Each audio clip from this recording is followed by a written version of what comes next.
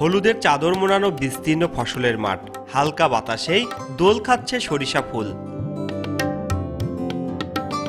সিরাজগঞ্জের সদর, উল্লাপাড়া, রায়গঞ্জ, তারা, শাহজাদপুর সহ পুরো চলনবিল এলাকা জুড়ে চলছে সরিষা চাষ।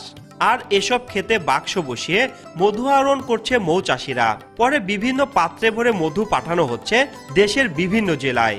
চলতি মৌসুমে আবহাওয়া অনুকূলে থাকায় উৎপাদনও ভালো, এতে খুশি মৌচাষিরা। মাছি বের হয় ফুলে যায়, ফুল থেকে এই মাছি মধুটা নিয়ে এসে বক্সে রাখে। এক সপ্তাহ পর পর বক্সে থেকে ধুমার মাধ্যমে চাকটা ঝাড়ি দিয়ে ব্রাশ করে মেশিনের ভিতরে দিয়ে ঘুরায় মধুটা সংগ্রহ করে আবার ওইটার ভিতরে থেকে চাকগুলো এনে আবার বাক্সে ধুই। এখানে প্রত্যেক বছরই আমরা মধুর খামার দিয়ে থাকি, বাইরে তার লোকজন আসে মধু সংগ্রহ করার জন্য।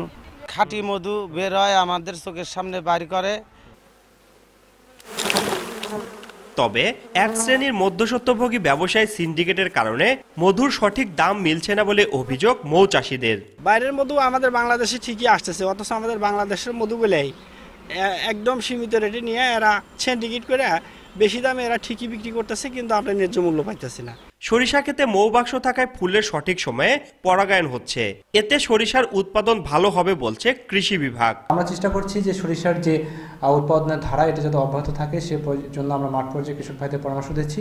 কৃষি বিভাগের তথ্য মতে চলতি বছর সিরাজগঞ্জে সরিষার আবাদ হয়েছে প্রায় 87,125 হেক্টর জমিতে, যা থেকে মধু সংগ্রহ হবে প্রায় 382 মেট্রিক টন।